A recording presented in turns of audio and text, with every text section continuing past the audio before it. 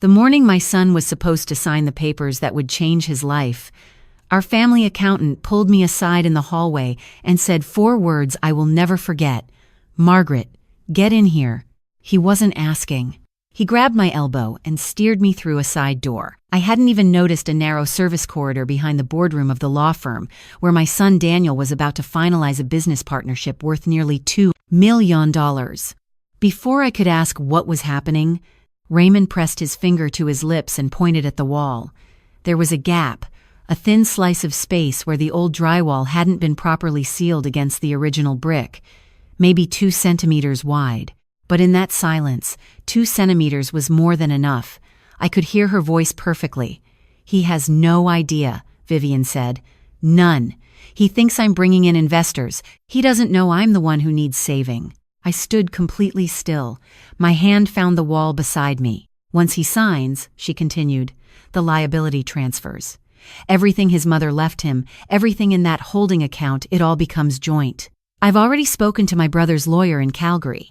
By the time Daniel figures it out, we'll have restructured twice." A pause. A laugh.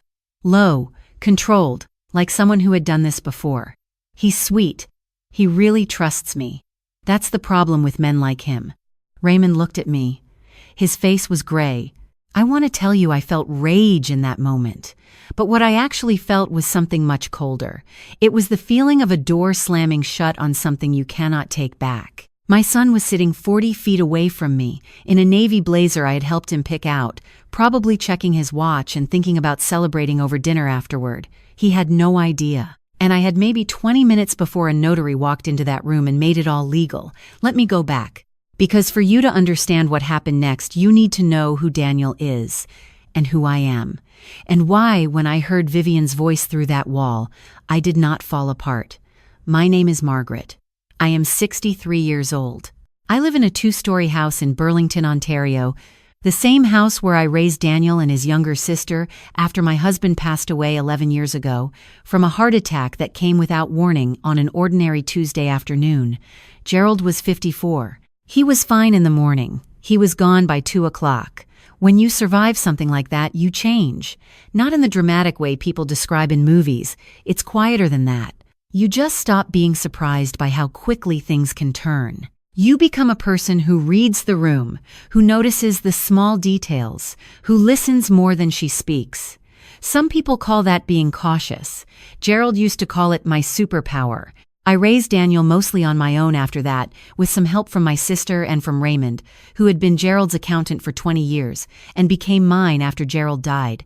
Raymond is 70 now. He's the kind of man who still wears a tie to a casual lunch, who remembers every birthday without being reminded, who loved Gerald like a brother. He has sat across from me at my kitchen table more times than I can count, helping me understand statements and portfolios and the modest inheritance Gerald left behind. He is, without question, one of the most honest people I have ever known. Which is why, when he called me the night before the signing and said, "Margaret, I need you to come to the office with Daniel tomorrow. Don't tell him I asked. Just come," I listened. I didn't ask questions. I didn't push. I just said, "What time?" Daniel had been building toward this partnership for 3 years. He's an architect, careful, detail-oriented, the kind of man who triple-checks measurements before he commits to anything. He met Vivian at a professional development conference in Toronto 18 months ago. She presented herself as a property developer, mid-40s, polished, with a portfolio that looked impressive at first glance. They became business partners before they became friends, which Daniel said was how he preferred it. He told me once that mixing friendship with business was where people got into trouble. The irony of that still hurts me. I liked Vivian at first. I want to be honest about that. She was charming in a way that felt genuine. She asked about Gerald the first time we met. She remembered small things I mentioned. She brought good wine to dinner. Daniel seemed steadier with her around, more energized about his work. I had no reason to look harder. But 3 weeks before the signing, something shifted. Nothing I could name, just a feeling, the kind that lives in your chest and doesn't have language yet. I noticed that when I asked Vivian direct questions, she answered with stories. Long, interesting, slightly different each time. I noticed that she deflected questions about her previous projects with warmth and confidence and almost no actual information. I noticed that when Daniel mentioned the partnership to his sister over FaceTime, Vivian found a reason to leave the room. I mentioned it to Raymond. Just once, just briefly. I said, "Something feels off to me about Vivian. I can't say what." He was quiet for a moment. Then he said, "Let me look into a few things." That was 2 weeks before he called me the night before the signing. So there I stood in that corridor, my hand flat against the wall, listening to a woman explain to someone on the phone how she planned to use my son's inheritance as a lifeboat for her own financial ruin. Raymond had done some digging. He told me afterward in pieces what he had found. Vivian's company in Calgary had been placed under a creditor protection filing 8 months earlier, the kind of quiet financial collapse that doesn't make headlines but leaves a very clear paper trail for anyone who knows where to look. The investors she claimed to be bringing to the partnership didn't exist, not in any verifiable form. And the structure of the contract Daniel had been shown, Raymond had reviewed it twice, contained language that would expose Daniel's personal assets to Vivian's existing corporate debts the moment he signed. Daniel's lawyer had missed it. The clause was buried in the third schedule, written in the kind of dense legalese that most people skim. Raymond had not missed it. But here is the thing Raymond told me that morning, before he pulled me into that corridor. He said, "I can send an email. I can call the lawyer, but Daniel won't believe it from me alone. He's too close to this. He needs to hear it in her own words, Margaret. That's the only way he'll really believe it." I understood what he was asking. "How long do we have?" I said. "Her call is scheduled. She steps out every morning at 9:45. Always says it's a client in Vancouver. The boardroom opens at 10:15. I looked at my watch. It was 9:38. "Show me the door," I said. The corridor was cold and smelled like old plaster and the faint chemical smell of new carpet somewhere nearby. There was a folding chair pushed against the wall, left there by someone, for some reason, long before any of this. I sat down on it without thinking. Raymond stood beside me, absolutely still, the way people stand in church. We heard Vivian's heels first. A door. The shuffle of someone settling in, the sound of a chair rolling, and then the call connecting. She didn't say hello, she just started talking. "It's done, he's signing today. I've already moved the initial documents to my brother's office." The voice on the other end was a man's. I couldn't make out words, just tone. Casual. Unbothered. "The mother is the only wild card," Vivian said. "She's one of those women who pays attention, but she's not on the contract. There's nothing she can legally do once the notary witnesses it." I breathed through my nose. Slowly. The way I learned to do in the years after Gerald died, when breathing felt like something you had to remember to do on purpose. "He asked me last week if we should get independent legal advice," Vivian continued. "I told him his lawyer was thorough. Which is true, he's thorough at standard contracts. This isn't standard." Another pause. "After this, I'm clear. Everything I owe Patterson's group gets absorbed into the new entity. Daniel takes on the exposure without knowing it exists. I need 6 months, and it's done. He won't even know anything went wrong until the restructuring is complete, and by then..." She stopped. I heard her move, the sound of someone turning, a heel pivot on hardwood. "Hold on," she said. I did not breathe. "Nothing," she said after a moment. "I thought I heard something. I'm fine. Let's talk about the timeline." Raymond put his hand on my arm. I looked at him. He shook his head slightly. "Not yet." We listened for 11 more minutes. She was thorough. I'll give her that. By the time she finished that call, Raymond and I had heard enough to reconstruct the entire scheme, the Calgary debt, the shell company structure, the specific account she intended to draw from once the partnership was formalized. She even mentioned the name of the creditor she was trying to appease. When we heard her end the call, Raymond guided me back out into the main hallway, through the same door we'd entered. My legs were steadier than I expected. My mind was very clear. I have thought about this moment many times since. What I felt was not triumph.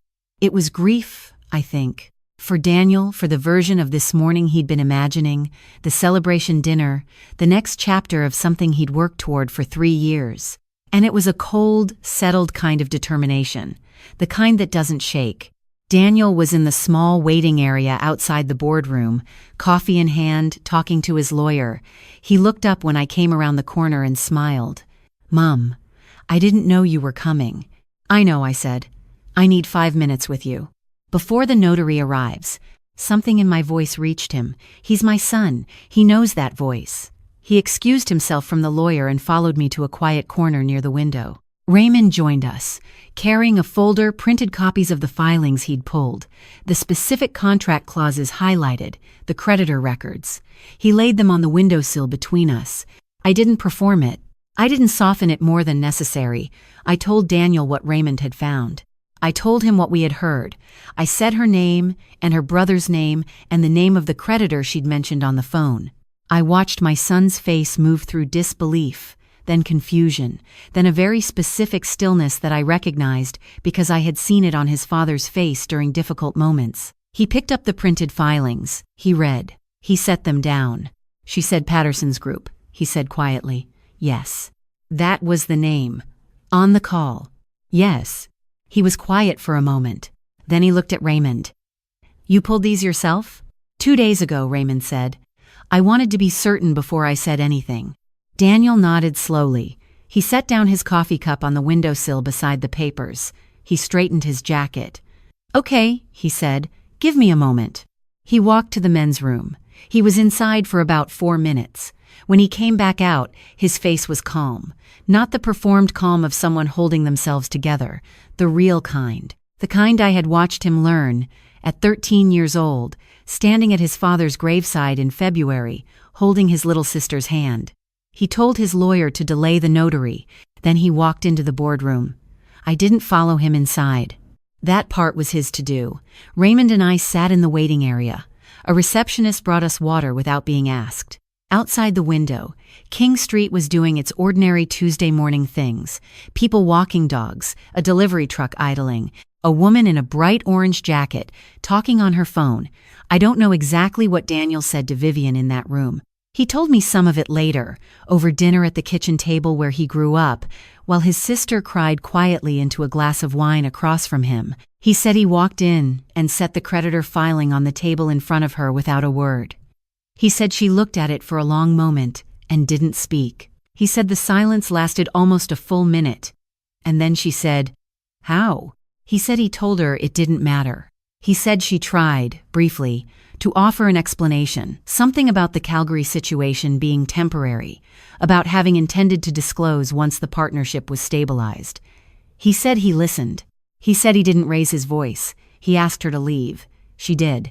She took her bag and her phone and she left the building. Her lawyer called Daniel's lawyer 3 hours later. Raymond had already forwarded the documentation to the relevant parties before noon. There were consequences for Vivian, not immediately and not dramatically, but real ones, financial and professional, the kind that follow you. I won't pretend to know exactly where that all landed. That part wasn't mine to track. What I know is what happened afterward. Daniel came home for dinner that night. His sister drove up from Hamilton, which she does when things are hard or when things are worth celebrating, and this was somehow both. We ordered from the Thai place on Guelph Line that we've been going to since the kids were teenagers. We sat at the kitchen table with the slightly wobbly leg that Gerald always meant to fix. At some point, Daniel looked at me across the table and said, "How did you know to come?" "Raymond called me," I said. "But you came. You didn't call me first. You didn't ask questions. You just came." "Yes." He nodded. He looked down at his plate. "Dad would have done the same thing," he said. I didn't answer that. I didn't need to. Later, after his sister had driven home and the dishes were done, and Daniel was sitting on the back porch with a cup of tea, I sat down beside him. The backyard in April is still bare in Burlington, just the old maple Gerald planted the year Daniel was born, with its first few leaves just starting to come in. "Can I ask you something?" Daniel said. "Of course." In that corridor. "When you were listening, were you scared?" I thought about it honestly. "No," I said.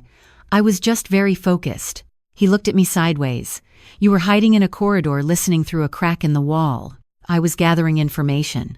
He laughed. It was a real laugh, the kind that surprises you, that comes from somewhere genuine. I hadn't heard it in a while and I was glad to hear it then. We sat there for a while without talking.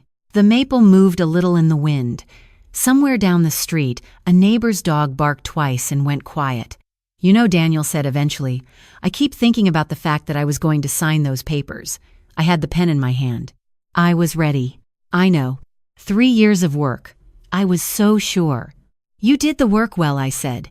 "The problem wasn't the work." She was very convincing. "Yes," I said, "she was." He was quiet again. Then, "What made you suspicious?" "Originally, before Raymond found anything." I thought about how to answer that. About the stories that changed slightly each time, the way she left the room on the FaceTime call, the warmth that was just slightly too well timed. About the feeling that lives in your chest before it has language. "I've been paying attention to people for 63 years, I said. "You get a sense." Daniel put his arm around my shoulders the way he used to do when he was a teenager, and trying to seem casual about needing comfort. I leaned into him slightly. "Thank you," he said. "That's what I'm here for," I said. The maple moved again. A light came on in the Hendersons' kitchen across the back fence. The ordinary world continuing. I want to say one more thing to you listening to this, not as a lesson, just as something true. People ask sometimes what the hardest part of getting older is, and there are obvious answers: the body, the losses, the friends who are gone. But the thing nobody tells you about is this. It becomes harder to be believed. You know things.